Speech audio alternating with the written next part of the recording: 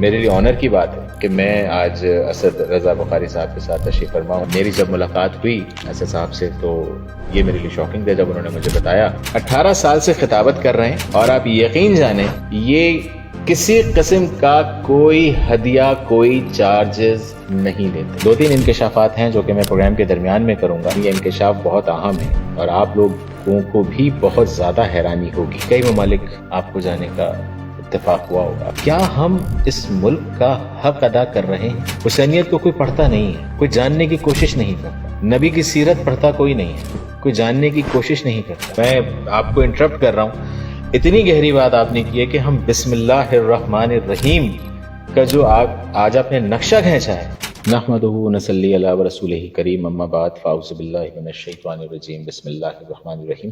میں ہوں آپ کا میزبان رضوان باسط اور آپ دیکھ رہے ہیں پروگرام صدائے حسین. صدائے حسین میں آج ہمارے ساتھ جو مہمان گرامی تشریف فرما ہے, آپ سب ان سے واقف ہیں اور کچھ لوگ واقف نہیں ہیں, لیکن ہم آگاہی فراہم کر دیتے ہیں ان کے حوالے سے.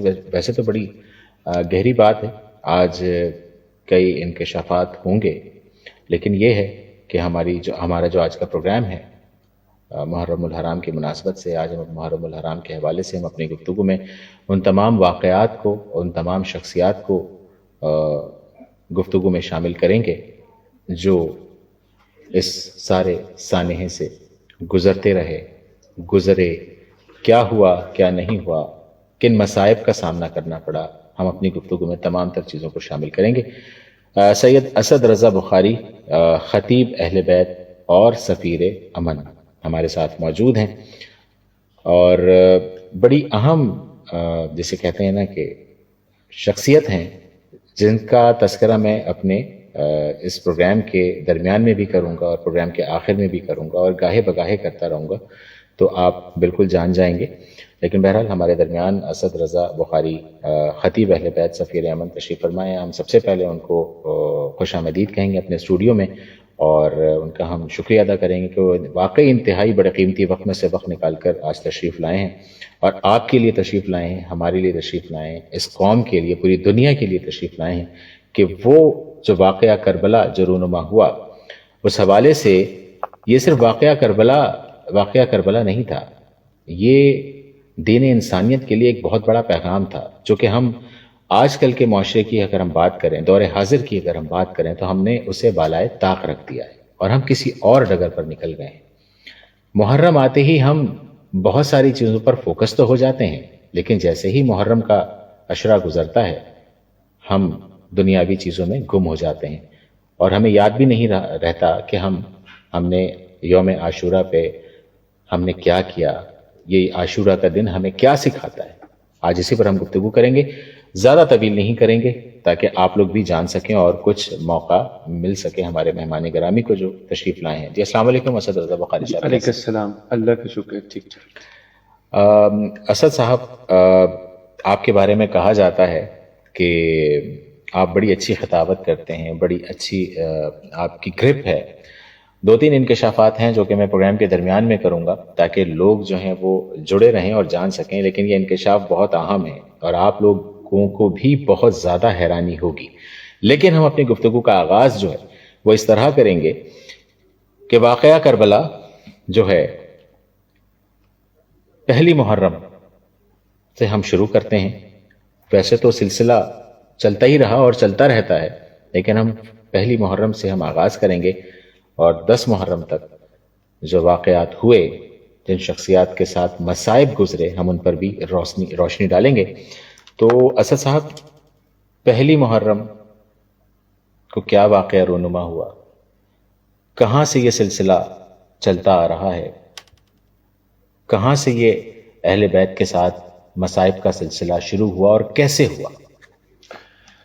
جی, میں سب سے پہلے آپ کا اور آپ کے اس سسٹم کا جس نے مجھے بلایا یعنی 88.6 FM کا شکریہ ادا کرنا چاہتا ہوں, جنہوں نے مجھے یہاں بلا کے شکریہ ادا کرنے کا ایک موقع دیا. بہت اچھا لگا اور سب سے پہلے جو آپ کے ساتھ بیٹھ کے تھوڑی سی گفتگو ہوئی, میں بڑا متاثر ہوا کہ سیٹ اپ کی ایک شخصیت اتنی خوبصورت اخلاق کی مالک ہے تو سیٹ اپ کتنا کمال ہوگا.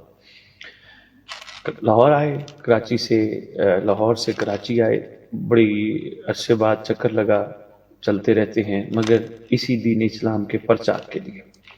بالکل چونکہ آپ نے ایک سوال کا سلسلہ کربلا سے جوڑا، چونکہ ایام آزاد چل رہے ہیں، میں اسی من میں یہ بات کرنا چاہوں گا۔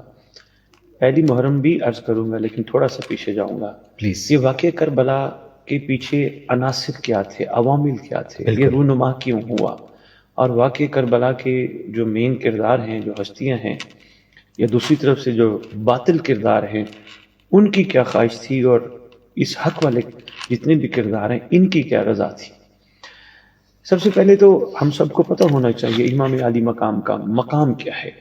جو خدا نے امام علی مقام علیہ الصلوۃ والسلام کو جو مقام عطا کیا، یقیناً وہ ہمارے سامنے ہیں، جنہوں نے پرورش پائی گود رسول میں صلی اللہ علیہ وآلہ وسلم۔ صلی اللہ علیہ وسلم۔ انہوں نے لعاب اپنے نانا کا ایز اے گھٹی سب سے پہلے حاصل کیا، یہ ان کی خوش نصیبی تھی۔ اس کے بعد یہی امام حسین علیہ السلام اپنے نانا کے سینے پہ بیٹھ جانا، پھر نانا کے کندھوں پہ بیٹھ کے سواری کرنا، پھر دوران نماز نانا کی پشت پہ بیٹھ جانا، یہ سارے سلسلے ہمیں مسالک اہل سنت اور اہل تشیع دونوں کی طرف سے ملتے ہیں، جو کہ تصدیق ہے کہ محمد صلی اللہ علیہ وآلہ وسلم کی اپنے نواسے سے محبت کتنی تھی۔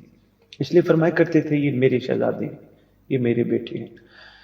تو اب جس کی پرورش رسول جیسی عظیم ہستی، یعنی جو سرتاج انبیاء بھی ہیں، فخر انبیاء بھی ہیں، امام الانبیاء بھی ہیں، ان کی گود میں ہوئی ہو تو وہ ہستی وہ کیا باہر بن کے نکلیں گے؟ یقیناً وہی ہوگا مشن، موٹو، مقصد جو عین رسول کا تھا، اور رسول کا مقصد اللہ کا مقصد، دین اسلام کی ترویج۔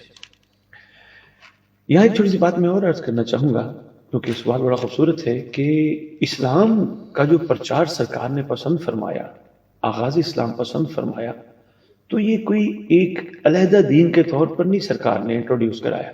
انبیاء کے ادیان میں بھی یہی خوشبو اسلام جاری و ساری تھی۔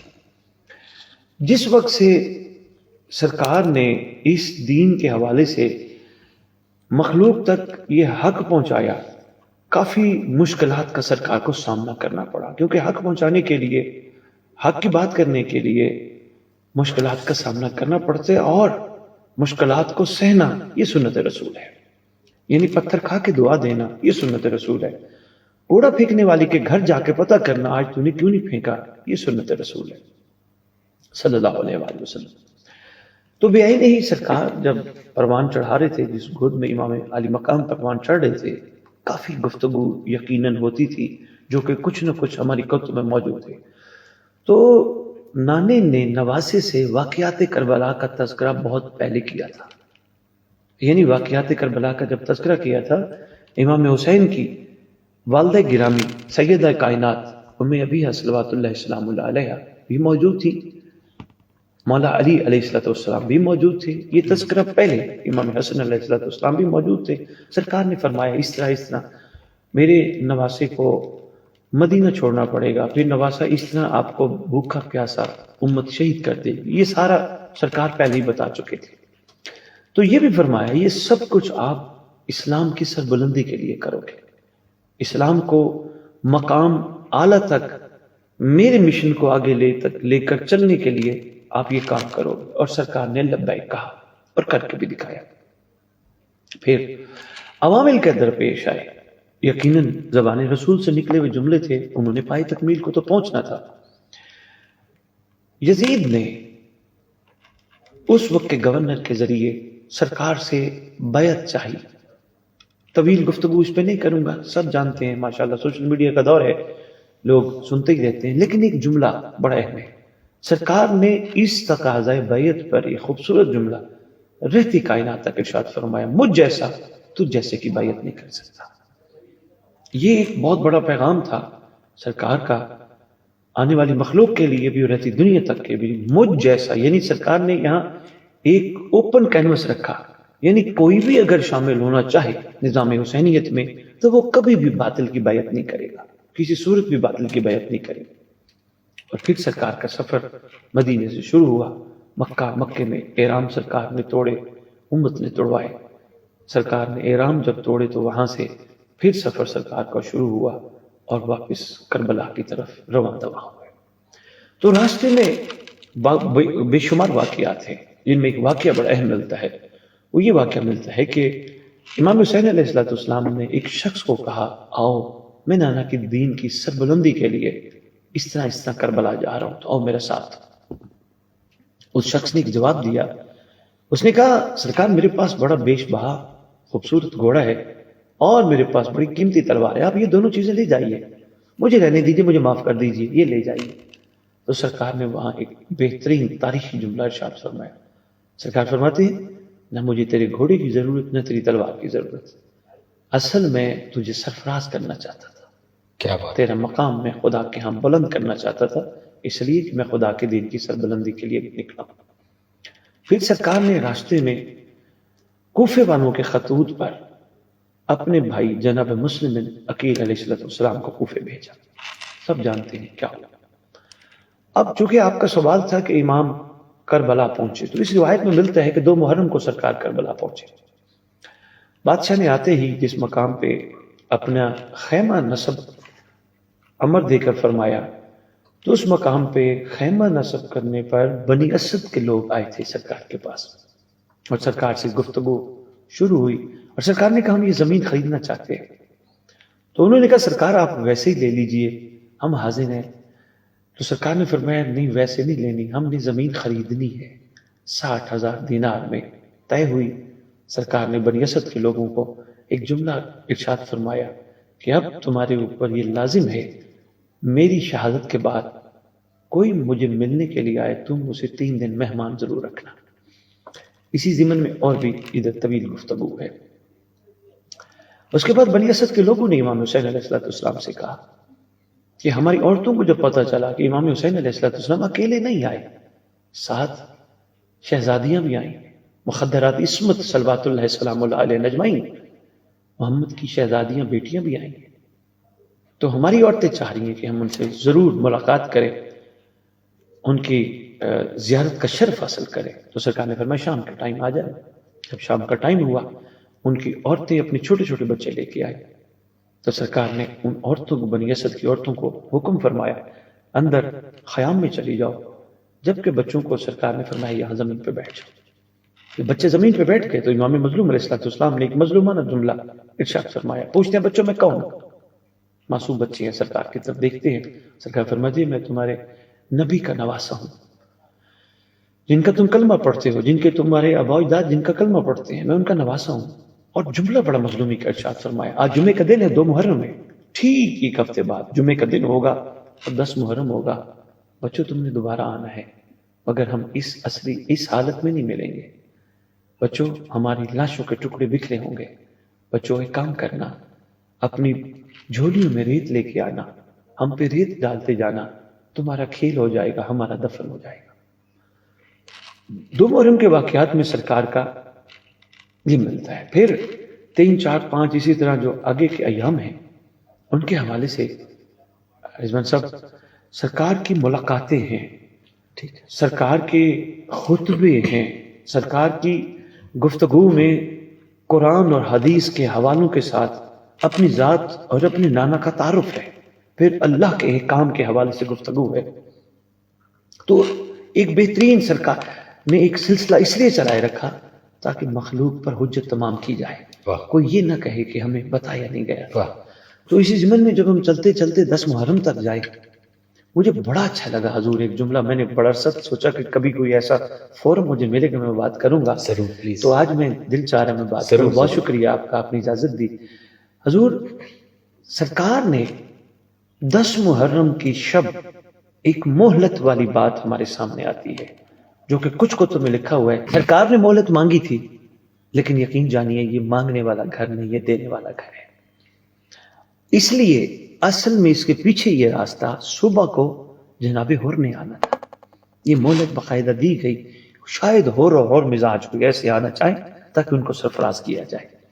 تو جناب حر صبح 10 محرم کو آئے، سرکار نے ان کا مقام بلند کر کے، سبحان اللہ، آج ذکر حسین میں تذکرہ حر ہوتا ہے، کیا بات۔ تو یہ ہے وفا کی خوبصورت نشانی۔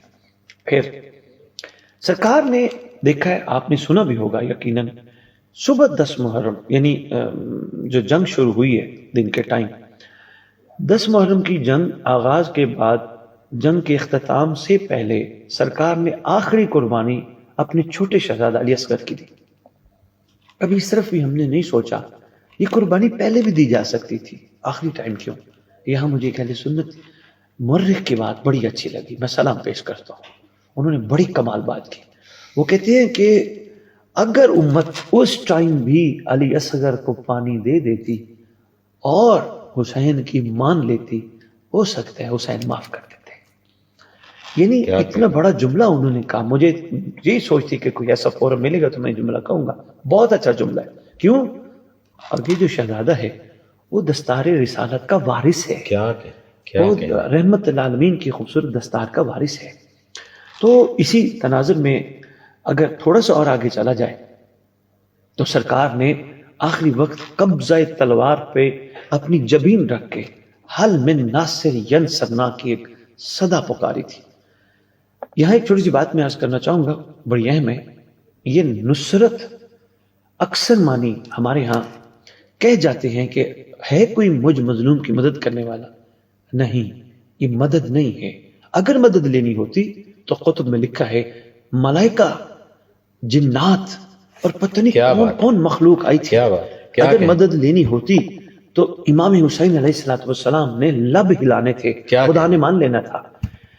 یزیدی لشکر تیس میں سو جاتا. یہ مدد نہیں تھی، یہ مشن کی نصرت تھی. کیا کہنے، یہ وہ مشن تھا جو آج تک اور تا وقت وارث حسین تک جاری رہنا تھا. اس کی نصرت کے لیے سرکار صدا بلند کر رہے تھے.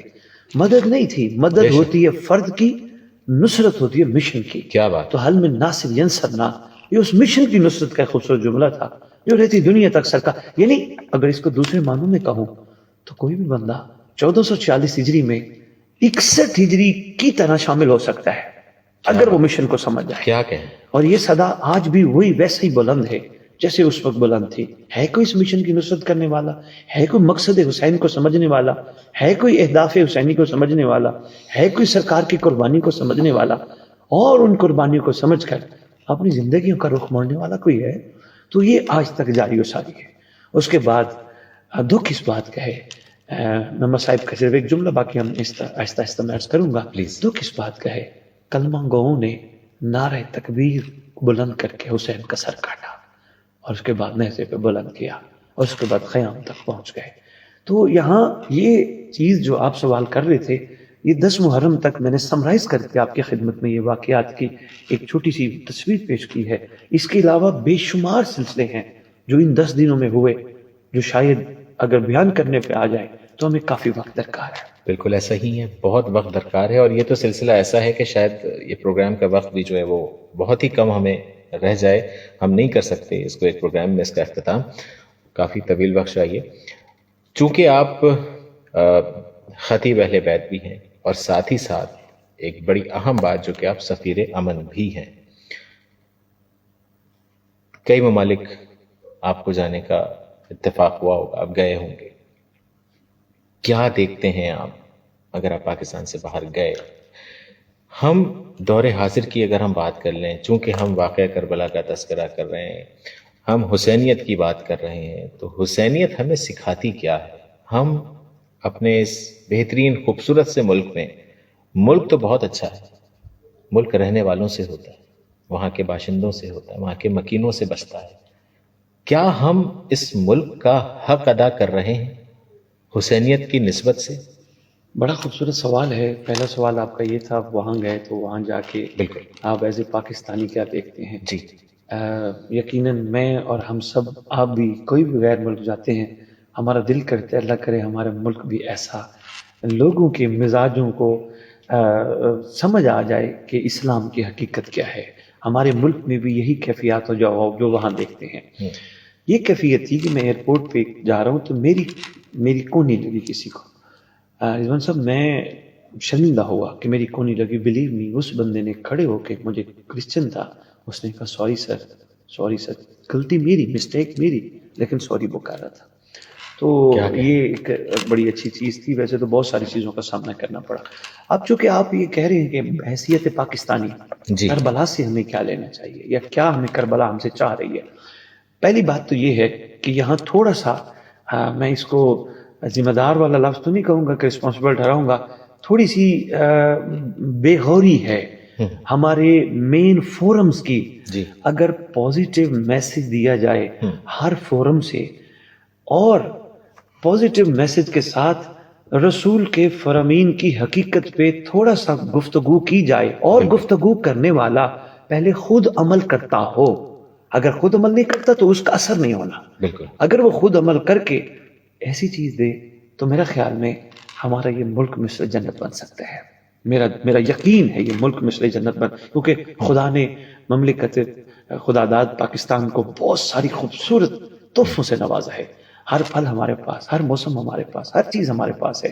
تو تھوڑا سا بتانے والے تھوڑا سا ضمیر سے سوچ کے بات کریں کہ جو ہم کر رہے ہیں کیا اس پہ پہرا بھی دے رہے, کیا محشر کے دن سرکار کو منہ دکھانے کے بھی قابل ہوں. کیا بات ہے, تھوڑا سا اگر اس پہ ہمت کر لیں تو میرا خیال ہے ہمارا ملک بڑا خوبصورت ہو سکتا ہے, اور اللہ کرے ایسا ہو انشاءاللہ. انشاءاللہ. تو اب رہے گی کربلا کی بات. جی. تو میں کربلا کے حوالے سے بڑا مختصر سا جواب آپ کی خدمت میں عرض کرتا ہوں. جی.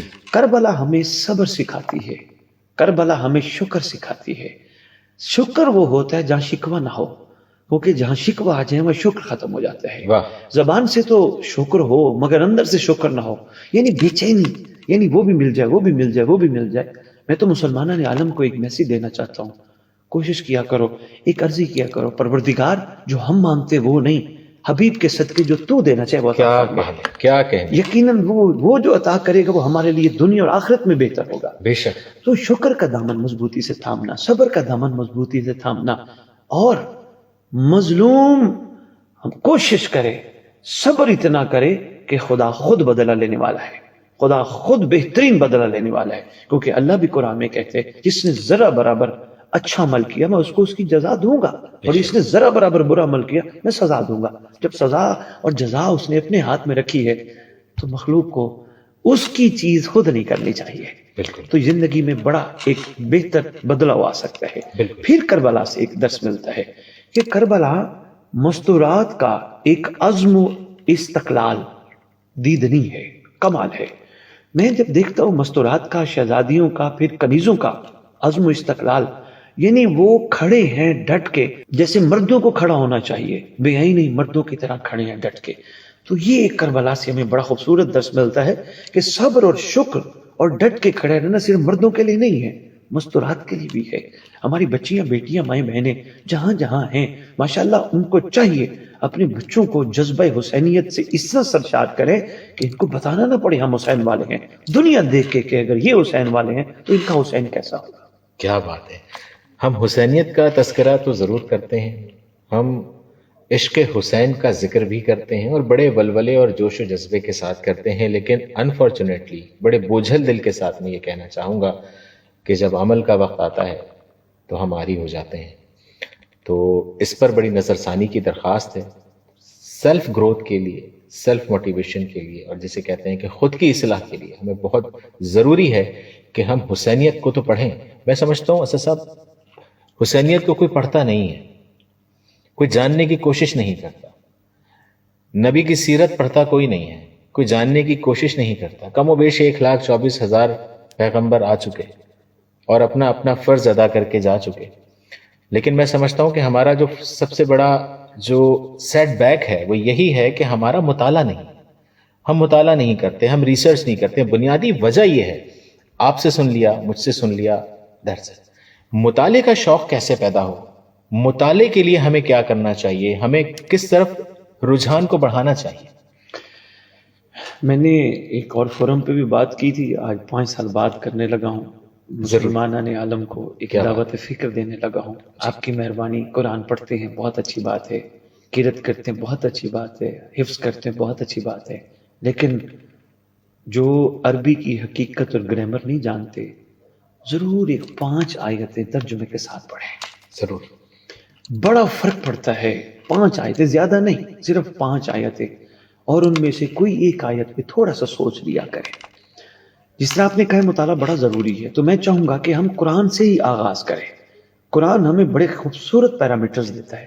قرآن ہمیں دیکھیں، جیسے اب میں ایک چھوٹی سی بات کرتا ہوں، ایک بڑی اہم بات ہے کہ پہلی ہے بسم اللہ الرحمن الرحیم۔ ہم الحمدللہ سب پڑھتے ہیں، ہر کام کے آغاز سے پڑھتے ہیں، لیکن شروع کرتا ہوں اللہ کے نام سے جو بڑا رحمان بھی ہے اور رحیم بھی ہے۔ رائج الوقت جو ترجمہ ہے، کیا بات ہے، اس میں ایک بات بڑی اہم ہے۔ کبھی ہم نے سوچا ہے کہ یہ کافی نہیں تھا وہ رحمان ہے، یا یہ کافی نہیں تھا وہ رحیم ہے؟ نہیں، اس نے کہا میں رحمان بھی ہوں اور رحیم بھی ہوں۔ اس کا مطلب ہے رحمان کی صفت اس کی کچھ لوگوں کے لیے اور رحیم کی کچھ لوگوں کے لیے۔ کیا بات! ہاں، اب بندوں کے اوپر ہے اس کی رحمان والی صفت کی طرف متوجہ ہوں یا اس کی رحیمیت کو حاصل کریں۔ بڑی گہری بات کی ہے سر صاحب آپ نے، میں آپ کو انٹرپٹ کر رہا ہوں، اتنی گہری بات آپ نے کی ہے کہ ہم بسم اللہ الرحمن الرحیم کا جو آج آپ نے نقشہ کھینچا ہے، میں سمجھتا ہوں کہ یہ اتنی بنیادی اور اتنی آسان چیز ہے جو بہت سارے لوگ ناواقف ہوں گے۔ یقیناً اگر جو لوگ واقف ہیں انہیں استثناء ہے، انہیں نہیں کہہ رہا، لیکن جو میجورٹی جو ناواقف ہیں وہ یہ جان لیں کہ بسم اللہ الرحمن الرحیم کا مطلب کیا ہے۔ اللہ کسی کے لیے رحمان ہے اور کسی کے لیے رحیم ہے۔ یہ دو لفظوں میں دنیا چھپی ہے، کائنات چھپی ہے۔ سبحان اللہ، سبحان اللہ۔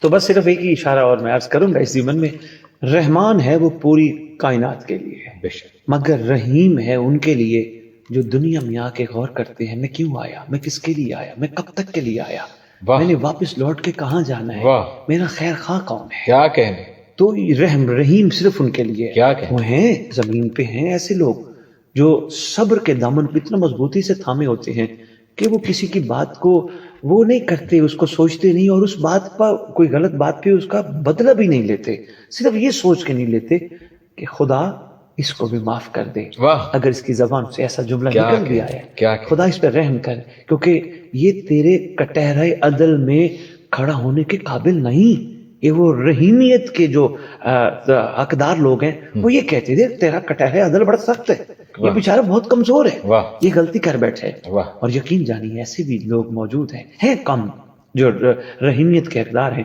جو مخلوق خدا کے لیے دعا مانگتے ہیں، اپنے لیے بعد میں مانگتے ہیں، مخلوق کے لیے پہلے مانگتے ہیں۔ تو اس دعا کے ضمن میں مجھے رسول کے ایک بیٹے کا فرمان یاد آ گیا۔ رسول خدا صلی اللہ علیہ وآلہ وسلم کے ایک شہزادے سرکار امام زین العابدین علیہ السلام سے کسی نے پوچھا سرکار میری دعا قبول نہیں ہوتی، تو سرکار اس میں کیا راز ہے؟ میں مایوس ہو جاتا ہوں۔ فرمایا خبردار، قبولیت کی اس معیار کو سامنے رکھ کے اپنے آپ کو مایوسی میں نہ ڈال، یہ ٹھیک نہیں ہے۔ اللہ ہو سکتا ہے تیرے لیے آگے بہت بہتر رکھ کے بیٹھا ہو، اور اگر تو چاہتے دعا قبول ہو تو کوشش کیا کر پہلے دوسروں کے لیے مانگا کر۔ واہ کیا بات ہے، کیا بات، خوبصورت کو لیا سرکار، بہت خوبصورت بات ہے۔ میں یہاں سے میں اپنے پروگرام کے آغاز میں گفتگو میں نے آپ سے گزارش کی تھی، گوش و گزار کیا تھا کہ میں کچھ انکشافات بھی کرنا چاہتا ہوں، اور وہ پروگرام کے درمیان میں وہ کرنے جا رہا ہوں اس وقت، کیونکہ یہ گفتگو اس پیراہے میں آ گئی ہے جہاں پر یہ بات اور اس کو لنک کرنا انتہائی ضروری ہو گیا ہے۔ میں انتظار کر رہا تھا کہ گفتگو اس پیراہے میں آئے تو میں یہ جو راز ہے وہ افشا کر دوں۔ 18 سال سے خطابت کر رہے ہیں سید اسد رضا بخاری، جنہیں ہم خطیب اہل بیت اور سفیر امن بھی کہتے ہیں، جو کہ ہیں 18 سال سے خطابت کر رہے ہیں، اور آپ یقین جانیں یہ کسی قسم کا کوئی ہدیہ، کوئی چارجز نہیں لیتے۔ یہ ہے اہل بیت سے محبت کا تقاضا، یہ ہے اہل بیت کی محبت، یہ ہے دین کی محبت، یہ ہے سرکار دو عالم سے محبت، اور یہ ہے اللہ سے محبت۔ ایسا ہی ہے سر، تھوڑا سا روشنی ڈال دیں کہ آپ 18 سال سے خطابت کر رہے ہیں۔ میرے لیے یہ تھوڑا مشکل ہو رہا تھا مان لینا کہ ایسا نہیں ہے۔ میں نے بارہا طریقے سے جناب سے گزارش کری اور جاننا چاہا، لیکن میں کامیاب نہیں ہو سکا، تو یہ بہت بڑی بات ہے۔ تو یہ ہے، مطلب آج کل کے دور میں آپ دیکھ لیں میں کیا اپنی زبان سے ادا کروں، میں زبان میری چھوٹی ہے، بات بڑی ہے، تو میں کہہ نہیں سکتا، لیکن آپ دیکھ رہے ہیں دور حاضر میں بھی، لیکن 18 سال سے خطابت کرتے ہوئے کسی بھی قسم کا کوئی ہدیہ نہ لینا، یہ صحرا جاتا ہے جناب سید اسد رضا بخاری، جو کہ خطیب اہل بیت بھی ہیں اور سفیر امن بھی۔ تو سفیر امن کی طرف بھی ہم آتے ہیں، تو سفیر امن اسد بخاری صاحب کو کیوں نہ ہونا چاہیے؟ انہی کو تو سفیر امن ہونا چاہیے، کیونکہ امن کے سفیر پھر کہلائیں گے کیسے؟ ایسا ہی ہے۔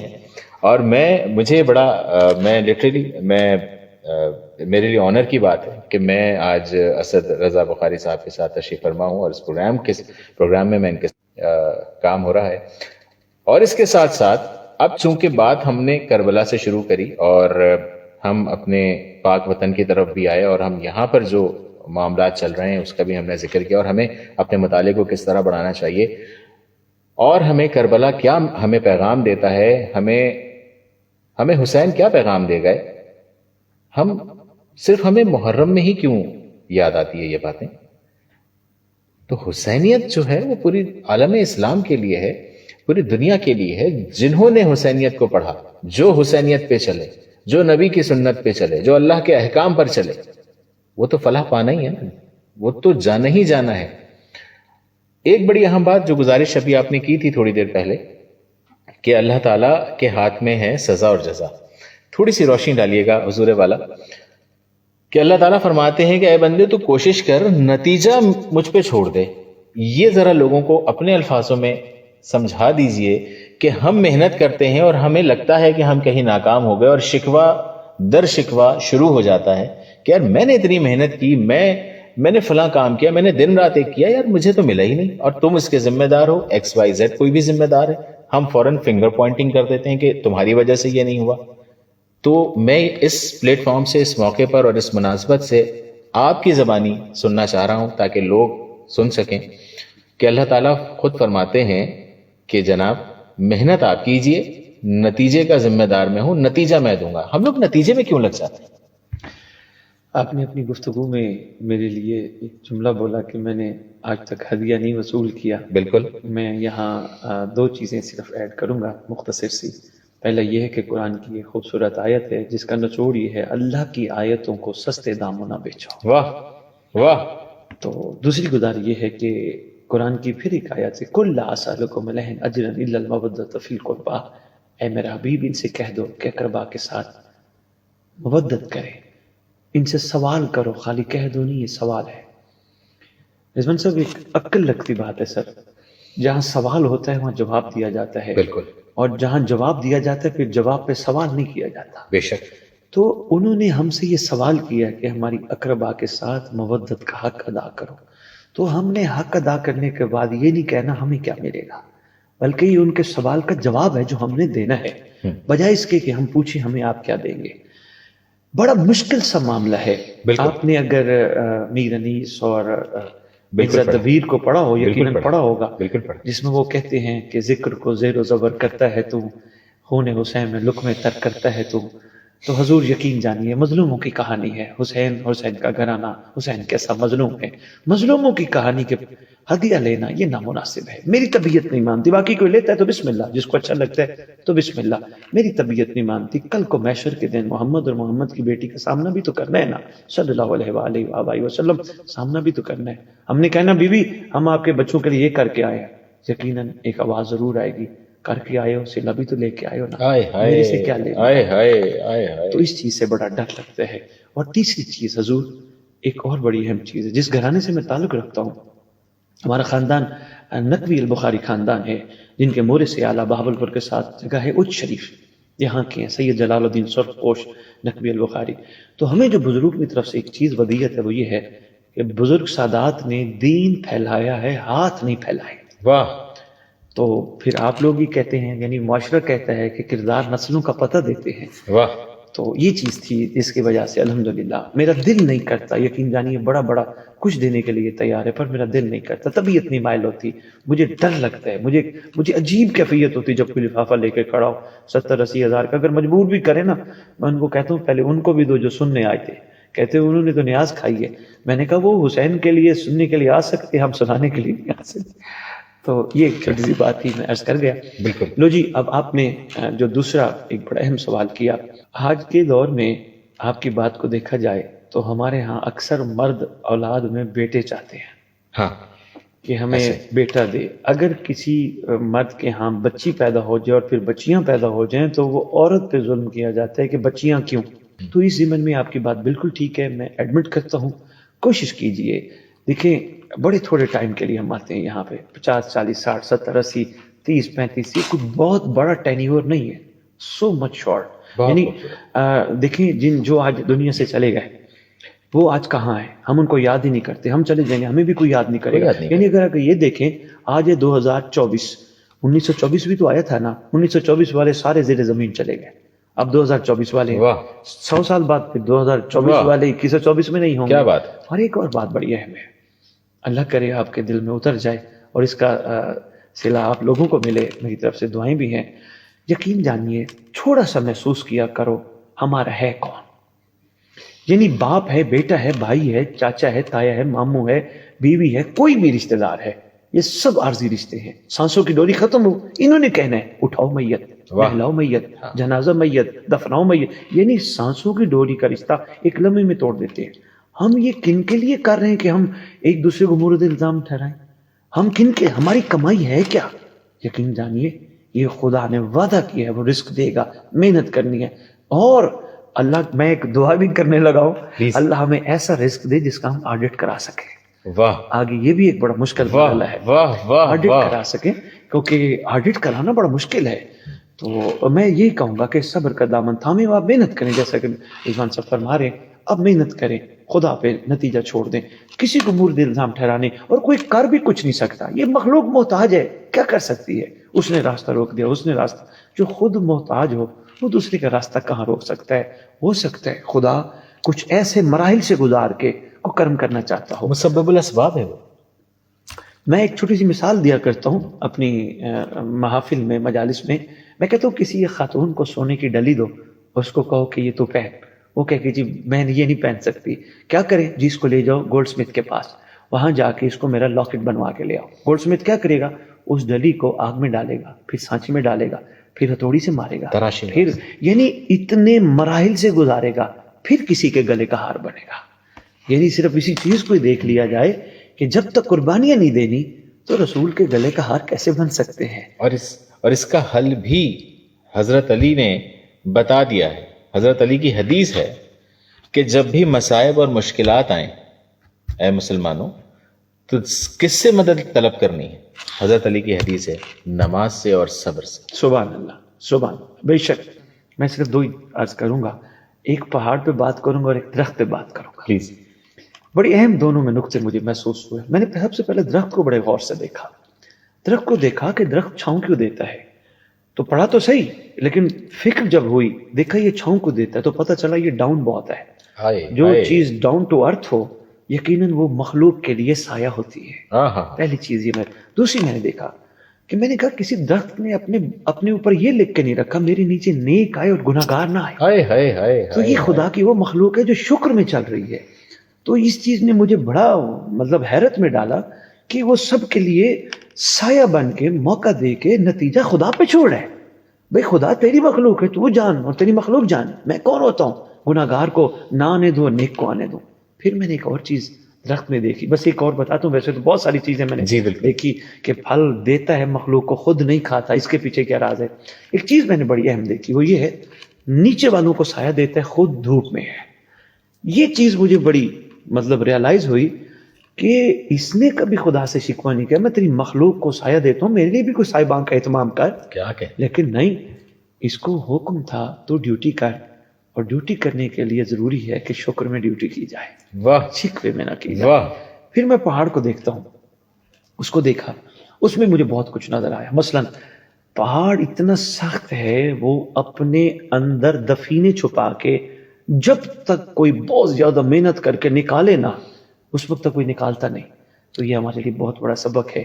راز اپنے پاس رکھے کرو. جب تک راز آپ کے پاس ہوتے ہیں وہ راز ہوتے ہیں. جب کسی اور کے پاس چلے جاتے ہیں ہو سکتا ہے کوئی اہل ہی نہ ہو اس راز کا، آپ اس تک پہنچائیں گے تو آپ کا دشمن بن جائے گا. اس کے علاوہ بھی بہت کچھ مجھے اس نے سکھایا. پھر میں نے زلزلے پہ بڑی، ارتھکویک پہ بڑی اسٹڈی کی. پھر اس کے علاوہ میں نے یہ جو منرلز نکلتے ہیں ان پہ بڑی اسٹڈی کی کہ یہ کیسے نکلتے ہیں، آئل اینڈ گیس کیسے ایکسپلور ہوتا ہے. یہ ساری چیزیں مجھے بہت کچھ سکھایا. لیکن ایک بات عرض کرتا جاؤں، انشاءاللہ ایک دن رسول کا بیٹا امام مہدی علیہ السلام آئے گا. علماء اہل سنت اور علماء اہل تشیع دونوں نے لکھا ہے کہ زمین اپنے اندر کے دفینے نکال دے گی. بے شک اس وقت کوئی لینے والا ہی نہیں ہوگا. ایک خوبصورت دور آنے والا ہے جو سرکار امام مہدی علیہ السلام کی صورت میں آنے والا ہے. اتنا خوبصورت دور ہوگا جس میں اسلام کلی طور پہ کائنات پہ نافذ ہوگا. بکری اور شیر کٹھے پانی پئیں گے. یہ امپاسبل ہے لیکن سرکار کے دور میں ایسا ہوگا.